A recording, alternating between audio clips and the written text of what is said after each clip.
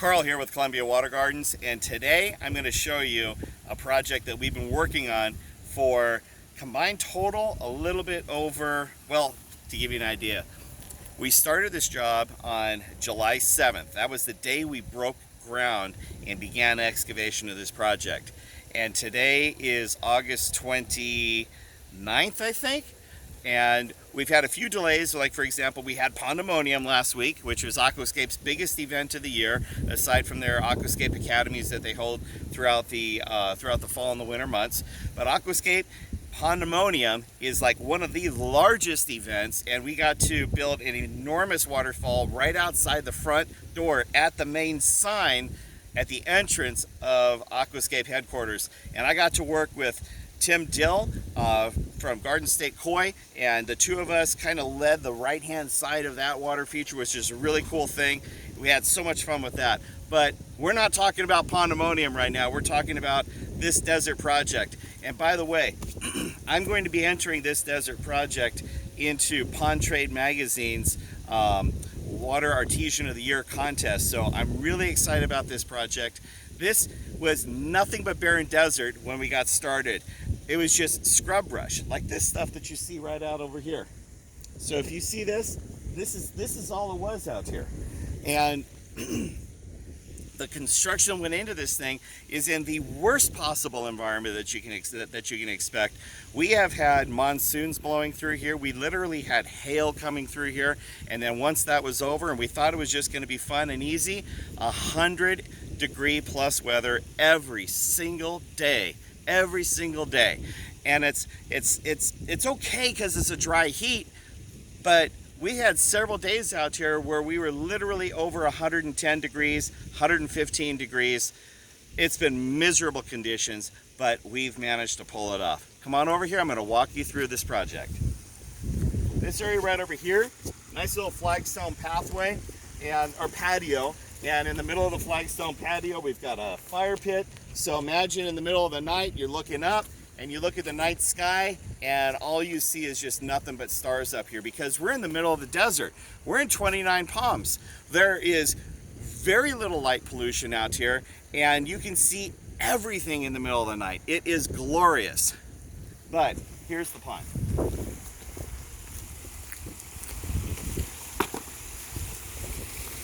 The boulder that I'm on right now and the one that's right over here next to me, these boulders weigh in at about 1,000 pounds apiece. We put in over 125,000 pounds of material in this pond. The water depth over here is at 5 feet deep. And with that 5-foot depth, it's just deep enough to where you can walk across the bottom of it. And if you wanted to go and play in it or whatever, totally fine.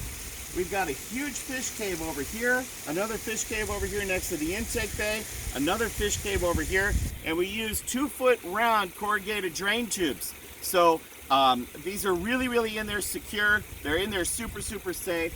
And the plantings, as you see, we just got these things planted up. The homeowner spent the weekend and went over to my friends, Hal and Jacqueline Rodman, over at Sunland Water Gardens. He drove from 29 Palms all the way out to Sun Valley, out on the outskirts of Los Angeles, and he picked up about 15 plants or so. But coming out of our nursery, here's our wetland.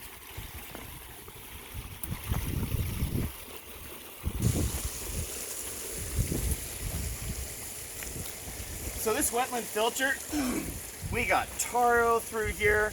We've got, it's just all sorts of fun stuff all over the place through here. The water is coming through a 4-foot deep reservoir. This thing pumps all the way down to the bottom through 4 foot. We start with aqua blocks, and on top of the aqua blocks, we've got large cobble like that, and then we bring it from large cobble down to this size stuff here, and then we finish up on top of that with a really nice fine gravel like this. So we go large, medium, fine. And this is filtering this water at such an incredible pace.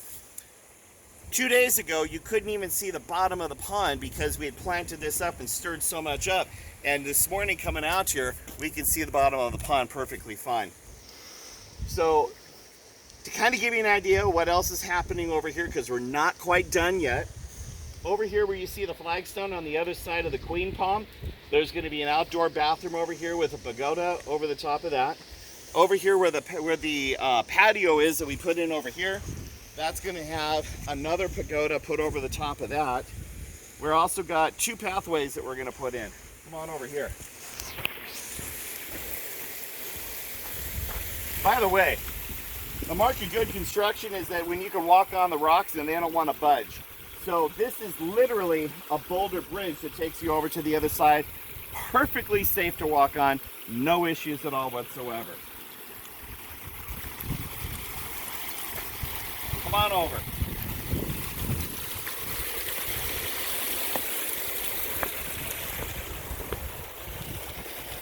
One of my favorite rocks to stand on or to sit on is this one right over here.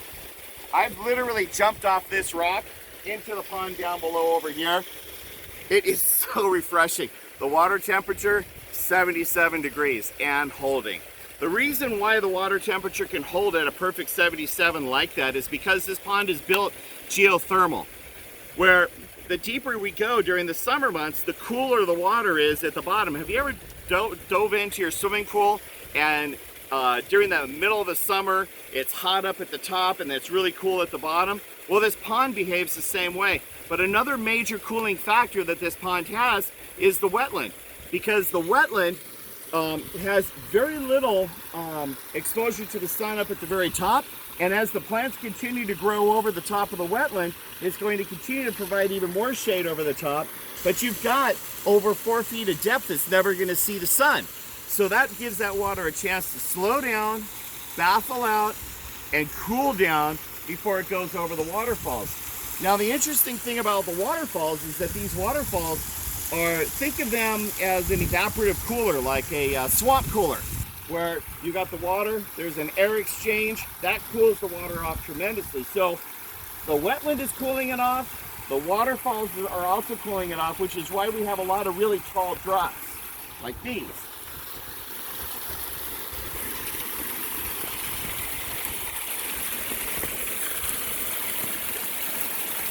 So this boulder here is about a good solid 2 feet, and it's hard to see the flow coming over the surface of this rock here, but you can see that it's a little bit higher than the height of my hand, right? A lot of flow coming over this. See that?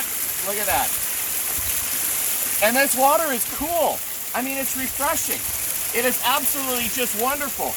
And so this right here provides an air exchange, and that's another reason why we put these boulders down here at the bottom, to be able to provide a lot of splash that comes off of this. And this water is cooled as it comes off the front of this, and as it comes off the front of that rock over there, and the other one over here.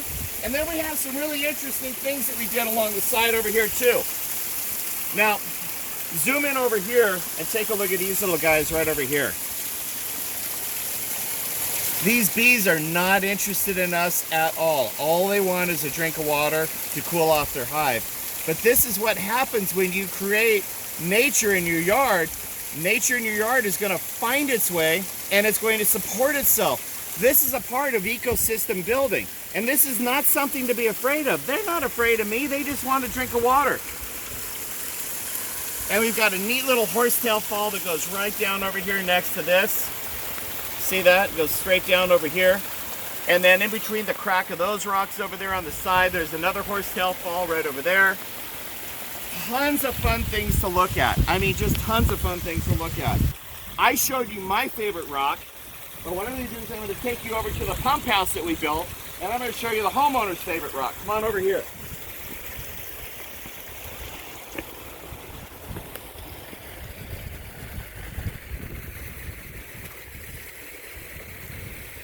So this stone right over here, again, probably weighs in at a little bit around 1,000 pounds or so, but it's perfectly situated, so if you want to sit over here and just dangle your feet over, from here down, it's a straight shot, straight 5-foot shot all the way down to the bottom of the pond. I'm going to take the camera just for a second. I'm going to show you. Hang on. Now the water's a little bit green because the ecosystem is turning on, but this is the bottom of the pond. You can see that right over here. So we're looking through 5 feet of water to see all the way down to the bottom. And we are so close. So close to having crystal clear water. I'm gonna add some more water treatments to the pond today. And I'm expecting this thing to be crystal clear by the time we come back next week to do a couple more finishing touches. So first the pump house, then the finishing touches. Come on over here.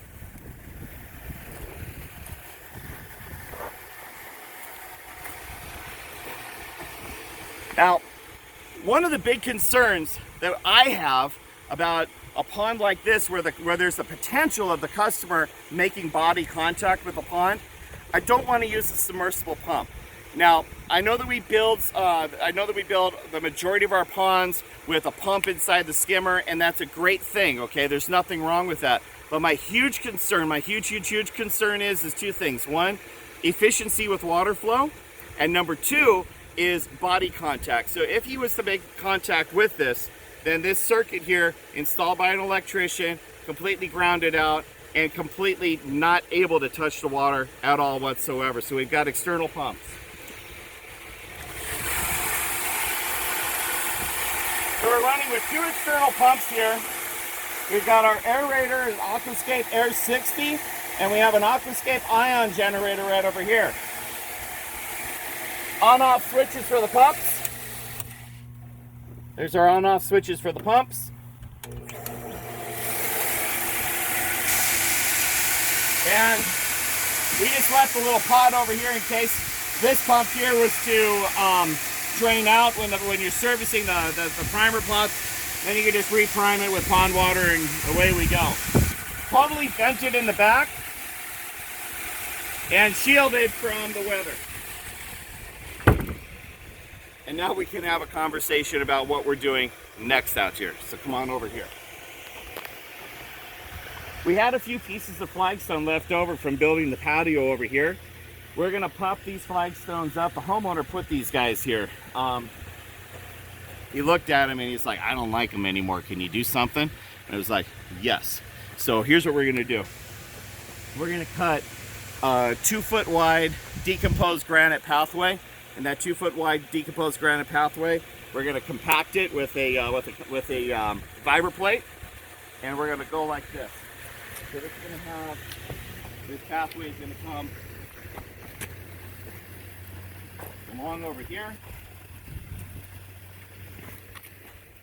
It's just these little simple touches, right? So you have a nice clean compacted pathway for the homeowner to walk from his patio area over here over to the pump house.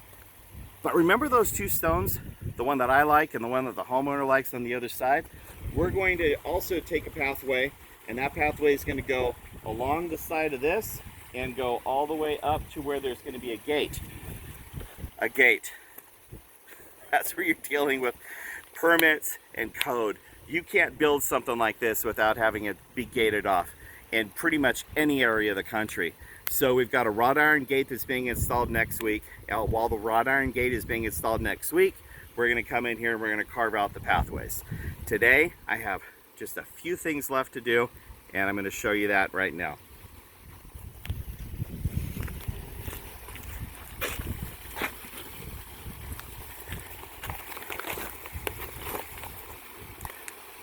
Color changing light splitters. I had some leftover color changing lights from a job that the homeowner didn't want these lights, and we've had them for quite some time. And this homeowner here, I pitched it to him, and he's like, I love it. He's a huge Disney fan. You want to see something cool? You got Pinocchio over there. That's a sign from the parking lot over there. And check that out. That car right over there is from the Autopia. And if you want to see a collection of some really cool Disney stuff, you wouldn't believe the posters and everything else that he has inside the house. So inside this control box is our light controller. And coming off this light controller, we made a cable that goes up and over this stream, comes back up and over the other side over here. And that's where these guys come in.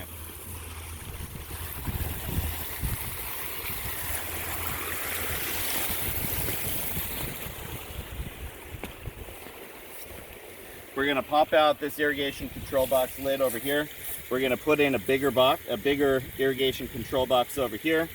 And I have to tie in my splitters. And now we've got another 5 more color changing LED lights that are just gonna add a nice little dimension. Now we have regular white lights in this pond. Like for example over here.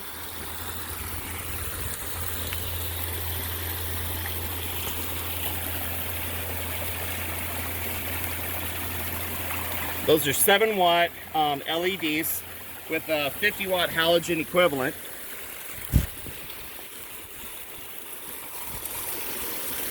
And we have color changing lights, like these guys over here. There's one here, there's another one over here, there's another one underneath this rock over here, and there's another one over underneath this falls over here that you can't see. So my idea behind it is to light things up with the white, but accent things with the color. And I've seen pictures of it at nighttime, it really looks great. So that's my walkthrough video. That's all you're gonna get of this right now. I am gonna come back and take some clips of this, incorporate some production pictures, some still, I'm gonna fly my drone and take some pictures of that here in a few minutes. And you're gonna see a really nicely edited video. And I'm gonna attach that to the end of this one as soon as I get that one uploaded and edited. So, a couple things. One, if you're new to my channel, please subscribe. Another thing is I create a culture within my channel that we talk. And I respond to 100% of every single comment that's left on my YouTube channel. With either a thumbs up, a thumbs down, you know, a heart, or a comment. And yesterday's live video produced a lot of comments, and that's one of the reasons why I want you to subscribe so that you don't miss these things. I'm producing a live video or a one-shot take like this video here is every single day of the week. And so I don't know what time of the day it's gonna upload, but this one's gonna be uploaded here in just a few minutes. So I'm Carl with Columbia Water Gardens, again, asking you to subscribe to my YouTube channel and reminding you that building amazing water features matter. Happy ponding.